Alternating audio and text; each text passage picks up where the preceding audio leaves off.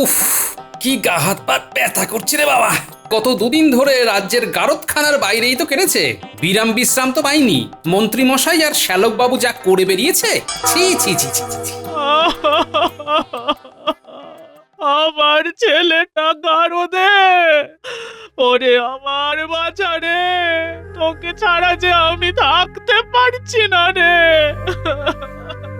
মা, এভাবে কাঁদবেন না। আমার গা হাত পাটা ব্যথা করছে, একটু হাত পা টিপে দিন না, এবার একটু শোবো। আমি আমি গা হাত পা টিপে দিচ্ছি, দাঁড়াও দাঁড়াও দাঁড়াও। এবারে তো কিছু একটা করো। বাবা জীবন, আমার ছেলেটাকে একটু বার করে আনো বাবা। মা, একটু আস্তে দলাই মালাই করুন। হ্যাঁ, অত ছাড়া ছেলেটাকে বার করে আনলেই এই গা হাত পা টেপানোর শোধ তুলবো। অনেক জ্বালিয়েছে এতদিন, সুযোগ যখন পেয়েছি সেবার তো নেবই।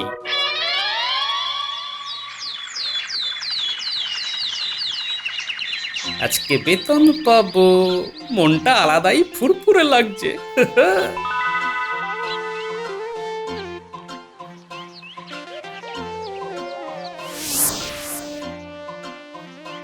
বলছিলাম কি মহারাজ, আজ নিয়ে তো 3 দিন হয়ে গেল। মন্ত্রীমশাই আর শ্যালককে কবে ছাড়বেন কিছু ভাবলেন? ওরা যে হারে বাড়াবাড়ি করেছে তাতে ভাবছি এখন কোনো মতেই ছাড়বো না। শ্যালককে না ছাড়াতে পারলে তো আমার বাড়িতে দিনে রাতে অত্যাচার চলবে। উফ, কি বিপদ।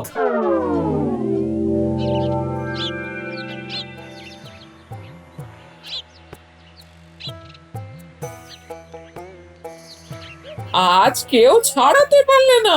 মহারাজ এবারে ওদের উপরে ভীষণ রেগে আছেন, মনে হচ্ছে না আমি আদৌ কিছু করতে পারবো বলে। কি, তুমি মহারাজের এত প্রিয় পাত্র হয়ে তাহলে করেলেটা কি? আচ্ছা, তাহলে আপনার সন্তান হয়েও আপনার নয়নের মণি এই ধরনের কাজটা করলো কিভাবে শুনি? ওই তার দিদি তো অমন নয়। কি তুমি তুলনা টানছো এখন? একে তো ছাড়াতে পারোনি, তার উপরে আবার আমার মায়ের সেবাও নিয়েছো। তাই দেখো, আচ্ছা মুশকিল হলো তো।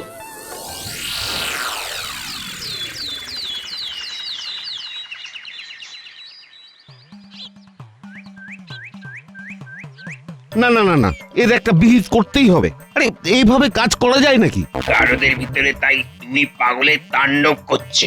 হত ছাড়াদের মারা যায় নাকি এভাবে? যা বলেছিস, মহারাজকে আজ বলতেই হবে। কি ব্যাপার হে, কিছু সমস্যা হয়েছে নাকি? তোমরা সবাই এত উত্তেজিত কেন?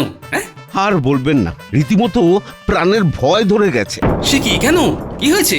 গারদের মধ্যে মন্ত্রী মশাই আর আপনার শালা মারপিট করছে নিজেদের ভিতরে, আর আমরা কেউ কিছু বলতে গেলেই গারদের ভিতর থেকে বাটি ঘটি যা পাচ্ছে ছুঁড়ে মারছে।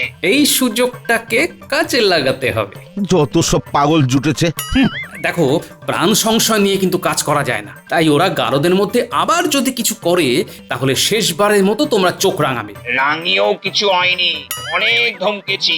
আচ্ছা আচ্ছা, তাহলে মহারাজকে গিয়ে বলো যে ওদের ধরে পাহারা দেওয়াতে গেলে হয় উনি তোমাদের বেতন বাড়াক, আর না হলে ছেড়ে দিক। ঠিক ঠিক ঠিক ঠিক, ঠিক, আমরা আমরা আজই আজই বলবো। মন বলছে আজ মন্ত্রী আর শালাবাবু ছাড়া পাবেই পাবে, কারণ মহারাজ ওদেরকে পাহারা দেওয়ার জন্যে পেয়াদাদের বেতন বাড়াবেন না।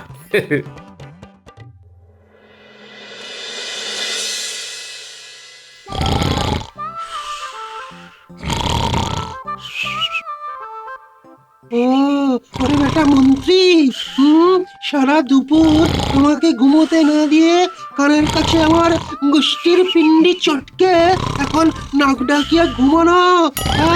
দেখাচ্ছি দেখাচ্ছি মজা। এই এই এই কে রে, কে রে, কে কে কে কে আমার চুল ধরে টানছে? আরে মাত্র এই কটা চুল আমার। আরে আমি টানছি রে বেটা পাজি ব্রো, আমি আজ তোর সব চুল টেনে উঠিয়ে দেবো। এই এই ছাড় ছাড় ছাড় বলছি, ছাড়। ওই দেখ, ওই দেখ, পাগল দুটো আবার শুরু করেছে।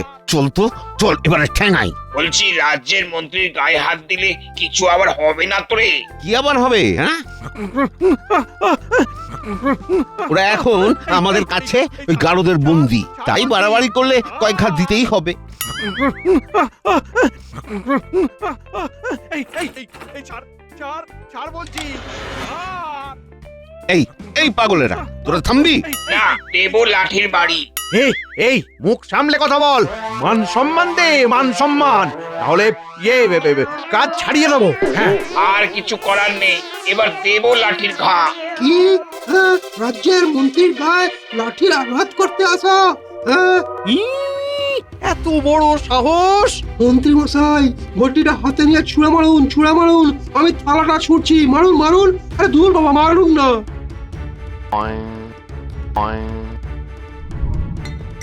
ওরে বাবারে, ওরে বাবারে, চলে দিল রে, ওরে বাবারে। আমার আমার কপালটা ফাটলো রে। আহ, আহ, মহারাজের কাছে চল।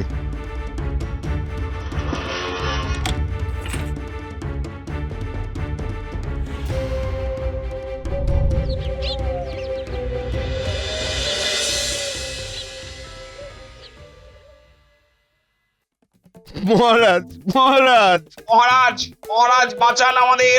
এ কি তোমাদের কি হয়েছে? কেউ কি আঘাত করেছে নাকি? আমরা আর এইভাবে পাহারা দিতে পারবো না মহারাজ। এতদিন তাও প্রাণের ঝুঁকি নিয়ে পাহারা দিয়েছি, কিন্তু আজ সব সীমা পেরিয়ে গেছে। এভাবে সত্যি পারা যায় না। কোনো পেয়াদাই আর পাহারা দেবে না। আমি তো সংশয় প্রকাশ করেইছিলাম, যারা শুধরানোর নয় তাদেরকে গারদে রাখা আর বাড়িতে রাখা দুটোই সমান। কি করা যায় গোপাল? আর বাকিরাও বলো। প্রথমেই আমি মহারাজ এবং দুই পেয়াদা ভাইয়ের কাছে আমার শ্যালকের এমন অসভ্যতামির জন্য ক্ষমা চাইছি, আর তার সাথে এও জানাচ্ছি যে ওরা পাল্টানোর নয়। আপনি ওদের ছেড়ে দিন মহারাজ। ছেড়ে দিন, ছেড়ে দিন। বেশ।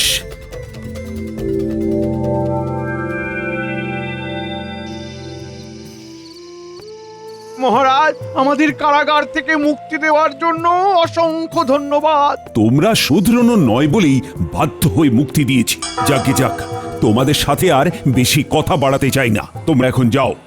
মহারাজ, পেন নাম নেবেন। ওই গারদের ভিতরে ওই শুধরাইনি ঠিকই, কিন্তু আমি এইবার বাইরে থেকেই ঠিক শুধরে যাব। দেখবেন, একদম শুধরে যাব। অনেক হয়েছে, এবারে বাড়ি চলো।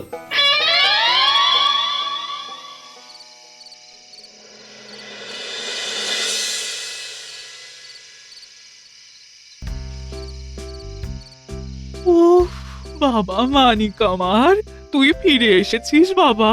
এতে যে আমি কি খুশি হয়েছি তা তোকে কি বলবো।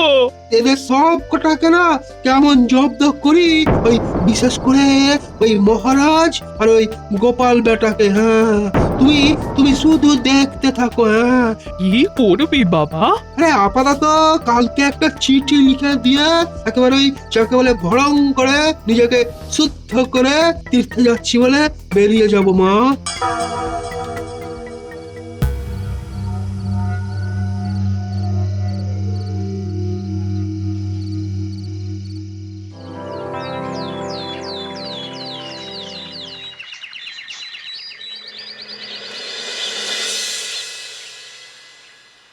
কই গো, কই কে আছো? এদিকে এসো, দেখে যাও কি হয়েছে। কি গো, কি ব্যাপার? এই দেখো দেখো, আমার ভাই এখানে চিঠি লিখে নিজেকে শোধরাতে তীর্থে বেরিয়ে গেছে গো। মানিক আমার ঘরেই ফিরতে পারলো না, বেরিয়ে গেল। মাগো, আমি তো আর পারি না। কই কই, চিঠিটা কই? পড়ে দেখি তো একবার। কোথায় গেছে, কবে ফিরবে, কিছু বলেছে? না মা, সেসব কিছু বলেনি। তবে খামোখা চিন্তা করবেন না, নিজে যখন বুঝেছে যে তার নিজেকে পাল্টানোটা সত্যি দরকার, তখন ঠিক সিদ্ধান্তই নিয়েছে সে।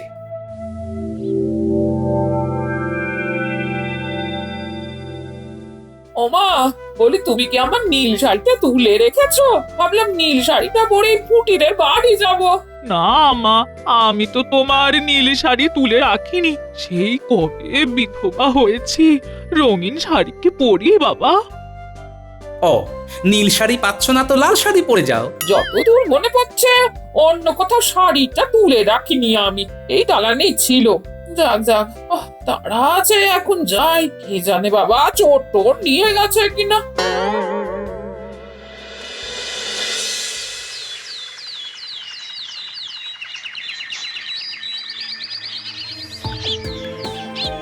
তাহলে উজির তুমি বলছো কৃষ্ণচন্দ্রকে জব্দ করতে গেলে মন্ত্রীর বুদ্ধিতে কাজ হবে না, কারণ কৃষ্ণচন্দ্রের রক্ষক গোপাল আছে বলে। আগে হ্যাঁ জাহাপানা। আসতে পারি নবাব বাহাদুর? আগে আমি ওই কৃষ্ণনগরের ওই গোপাল ভাঁড়ের শ্যালক। এখানে এসেছি ওই আপনাদের সাথে একটু কি বলে ওই হাত মেলাতে।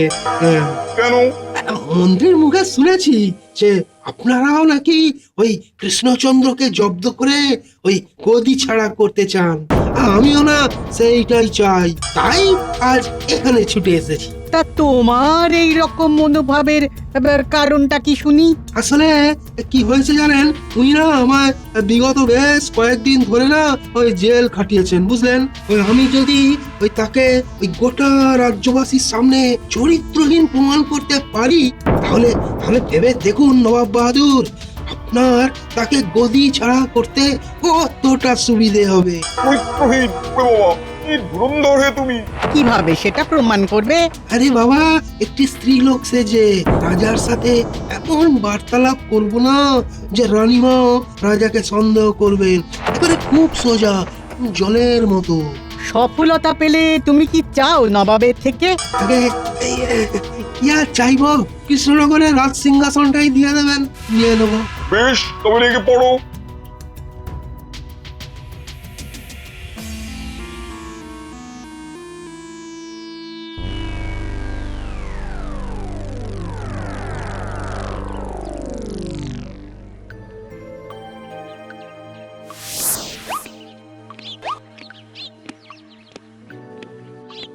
মহারাজ দেখছি একাই ঘুরছে, তার মানে রানী এখনো আসেননি। ততক্ষণ পর্যন্ত আমি বরং এই লুকিয়ে থাকি, পরে ওই ঝোপ বুঝে কোপ মারবো। আহ, আজ কি সুন্দর হাওয়া দিচ্ছে। রানীরও বেশ ভালো লাগবে। তবে রানী আস্তে আস্তে আজ সন্ধে হবে মনে হচ্ছে। আরে ওই তো রানীমা আসছেন। যাই যাই, খেল শুরু করি। ওই তো রানী আসছে। এই তো তুমি। আমি সেই কবে থেকে তোমার সাথে দেখা করব বলে অপেক্ষা করে আছি। এই আপনি কে? এখানে ঢুকলেন কি করে? ও মা, চিনতে পারছো না আমায়? আমি তো তোমার একমাত্র কমলা। কি সর্বনাশ! কোন কমলা? আমি তো আপনাকে চিনি না। যান বের হয়ে যান। একে এই মহিলাটিকে, উনি আপনার গায়ে এভাবে পড়ছেন কেন? আমি জানি না রানী। রানীমা মিথ্যা কথা বলছেন আপনাকে। আমি কে উনি আমার কে হল, সব কিছু উনি জানেন রানীমা, সব জানেন। এই তুমি কে একটু দেখি, সামনে ফেরো তো দেখে। না, আমি শুধু মহারাজকেই আমার মুখ দেখাই, অন্য কাউকে না। কি সর্বনাশ! মুখ ফেরাবে না মানে? আমি তোমার মুখ দেখেই ছাড়বো, দেখে। না না,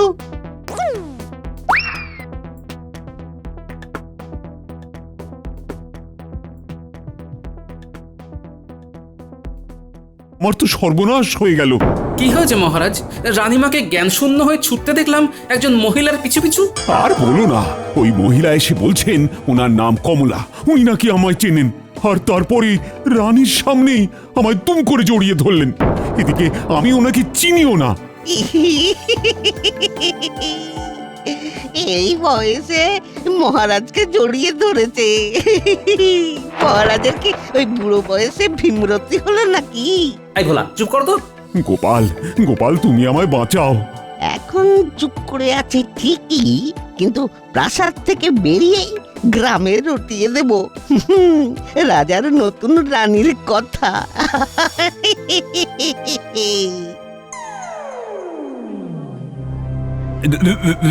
রানী এভাবে চলে যেও না, আমার কথাটা শোনো। আমার আর কিছু শোনার নেই মহারাজ, আপনি এতটা নিচে নামলেন ভাবতে পারছি না। রানীমা, এভাবে একা যাবেন না। আমার মনে হয় মহারাজের সাথে কেউ কৌতুক করেছে। যা প্যাচ দিয়েছি না রাজাকে, উফ, সে এখন পাকে পড়েছে। কত লোক এসেছে রঙ্গ দেখতে, রানীমা আবার চলেও যাচ্ছে। উফ, রানী যেও না, রানী। রানী বেরোলেই না একেবারে খপ করে ধরে ডেরায় নিয়ে গিয়ে গুম করে রাখবো। কি হবে বলো তো গোপাল, রানী তো চলে গেল। সারা রাজ্য ভাবলো আমি চরিত্রহীন রাজা। আমাকে বাঁচাও গোপাল, বাঁচাও। মহারাজ, আমি যথাসম্ভব চেষ্টা করব সবার সামনে আপনাকে সৎ চরিত্রবান প্রমাণ করতে। আমি নিজে রানীমাকে বোঝাবো।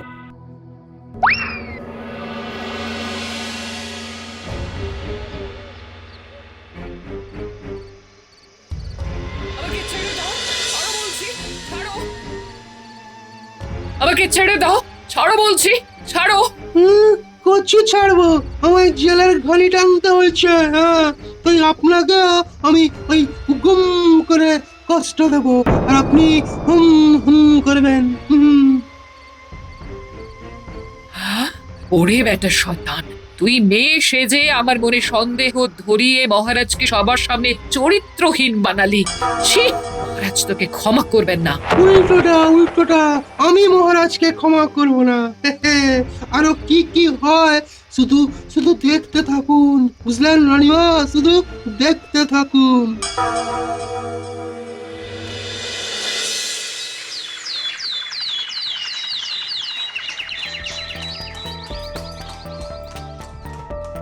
নবাব, নবাব বিশ্বাস করুন, আমি ওরকম নই। রাজ্যের সব লোক জেনে গেছে তুমি কিরকম। তাছাড়া ওই গ্রামের ময়েরা নিজে মহিলাটিকে দেখেছে। আগে নবাব বাহাদুর, কোথাও একটা ভুল হচ্ছে। বেশ, আমার যদি ভুল হয় তাহলে কৃষ্ণচন্দ্র আজ বিকেলের মধ্যে নিজেকে চরিত্রবান প্রমাণ করুক, কি আছে? আর না পারলে গদি থেকে সরে যেতে হবে। এই রাজ্যের রাজা নবাব তখন অন্য একজনকে ঠিক করবেন। আমাকে বুঝি? পাগল নাকি? এখন আসছি।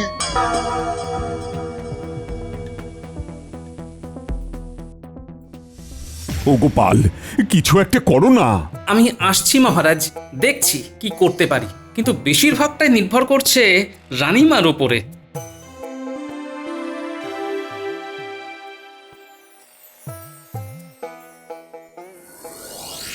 আজকে কতটা দারুণ ছিল বল? হ্যাঁ, কিন্তু কিরে, কি হলো?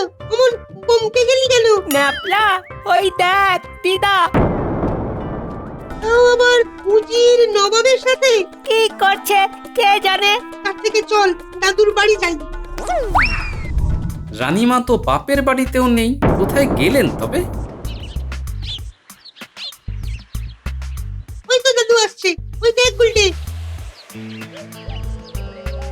ও দাদু, দাদু।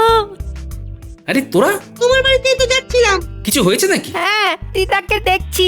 জঙ্গলে একটা তাঁবুর সামনে, সঙ্গে আবার নবাব উজিরও আছে। কি বলিস? ঠিক দেখেছিস? নবাব উজিরও ছিল, আবার জঙ্গলে তাঁবু খাটানো। হ্যাঁ, একদম। দিদা নীল শাড়িটা পরেছিল। আচ্ছা, বুঝেছি।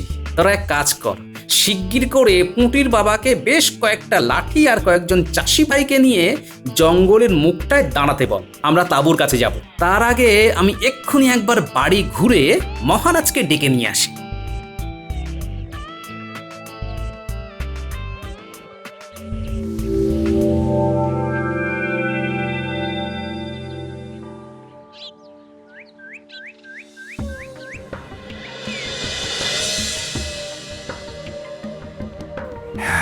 তুমি ঠিক বলেছ গোপাল, রানীকে ওরা গুম করেছে। একদম ঠিক বলছি, তাঁবুতে ঢুকলেই বুঝবেন এতে নবাবের হাত আছে। হ্যাঁ, পুরো ঘটনাটায় এবার তাঁবুতে ঢুকবো। সকলে প্রস্তুত তো? ছি, নবাব বাহাদুর, আপনি এমনটা করতে পারলেন? স্বার্থ সিদ্ধি করতে হবে তো ছাড়া যাবে না। হ্যাঁ সত্যি, একদম যাবে না। ছাড়া যাবে না, একদম না। কিন্তু ছাড়তে তো হবেই রানীমাকে নবাব বাহাদুর। ছি নবাব, ছি। কে? গোপাল? কৃষ্ণচন্দ্র? মহারাজ, আমায় রক্ষা করুন মহারাজ। ধন্যবাদ গোপাল, ভাগ্যিস তুমি ছিলে, না হলে কি কি যে হতো। আর তোমার শ্যালককে দেখো, মেয়ে সেজে সে কি বাজে কাজটাই না করলো। শুধু কি ও, বুঝিরও জড়িত। এদের সবাইকে আজ গ্রেপ্তার করো। সকল গ্রামবাসীদের সামনে আজ সব প্রকাশ্যে আসবে। তোমার মেয়ে সাজা বার করছি পাছাধন, চলো এবারে আমার গারদে গিয়ে নিজেকে শুদ্ধ করবে। ইস, আমিও যদি কয়েকজনকে এমন সপাটে চড় মারতে পারতাম। কিছু বললে? আগে না।